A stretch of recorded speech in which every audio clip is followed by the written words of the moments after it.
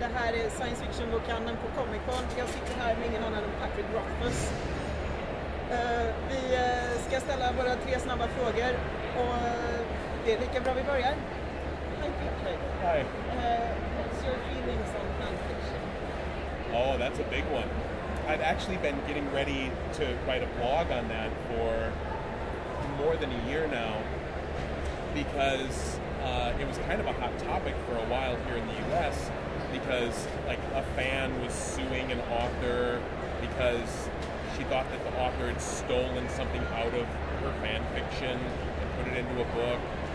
There's, everybody sues everybody here in the US, so it's just, everybody is so terrified of that. And I'd never really had any strong feelings one way or the other until I actually wrote a little bit of fan fiction completely by accident. I was a big fan of Dr. Horrible's sing-along blog, and so I would watch it again and again and again. And then one day I was listening to it, it was playing on my computer, and I was listening to it in the shower, and I got an idea for a story. I'm like, oh, that'd be neat. I thought about it for a couple hours while I was going about my day, and then I sat down and I started to write it up. And it was actually going to be like a comic. So I was writing up the script for the comic, and I was describing the panels, and I was doing the dialogue, and I was working on it for about 3 hours until it occurred to me, it's like, I can't do this. I can't write a story using someone else's intellectual property, somebody else's characters and world. And then I was really sad because I thought it would be a really cool story.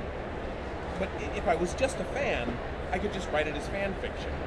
But as a professional author, it would be very rude for me to write something set in his world. I was even thinking, like, which one of my friends would I get to do the comics and do the art? And so I tried to leave it alone, but I really wanted to write the story.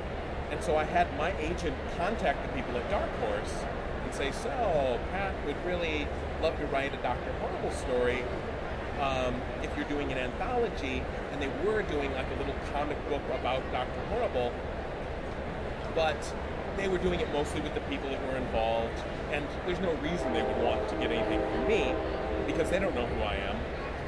And so they said, thank you for the thought, but no, we're keeping it kind of in the family. And I was really kind of heartbroken. I felt kind of like you do back in high school when you really like somebody and then you find out that they don't really care. And that was a new experience for me, feeling that way about a piece of writing. And when the graphic novel did come out, I bought it, but I couldn't bring myself to read it because I was a little heartbroken. So my opinion about fan fiction is that if it makes you happy, you should write that story. Expecting the author to read it, it probably isn't going to happen. I've read some pieces of fan fiction of my stuff, and some of it is really funny, and some of it is really good. And some of it, of course, isn't the way that I would have written it. But, that's the fun of having the freedom to play with those characters. Excellent answer. If you could print absolutely anything on a t-shirt and wear it, what would it be? We've actually done some t-shirts to support the charity that I run. And so I've actually put a little bit of thought into that. The one that we're thinking of doing right now, we're going to get, because I have a baby now, a young boy, and we're thinking of getting some little, they're called onesies. It's like the little t-shirt and pants all in one, and you put it on a little baby. And I want it to say, boobs make everything better. Because I saw somebody at a convention with a t-shirt that said that, and obviously it was a grown-up. I'm kind of like, well, that's kind of funny, but it's not, it's kind of true, but it's really true for a little kid on a shirt, because whatever makes you upset, it really doesn't matter, because a boob will make that better. So I think we might make up some onesies that say "Boobs make everything better" and sell those for the charity as well. What's your charity? Oh, it's something I started a couple of years ago, and I was finally making grown-up money, you know, like an adult, and so I had paid off my credit cards and I had extra money in the bank, and so I thought I was going to donate some of it to my favorite charity, which is Heifer International. And then I thought, if I'm going to donate this money, maybe I could mention it on the blog and trick people into like donating money, and then I would say I'd match money. I'd match their donations. So you donate $1, I'll donate $1. We'll do it for a month. And more people learn about Heifer International, and Heifer International gets more money. Everybody wins. And so I was thinking, I could give like $5,000. I can afford that, and it's a great charity. And so I posted it up on the blog, and I said, you donate, I'll donate, everybody wins. And we'll do it for a month.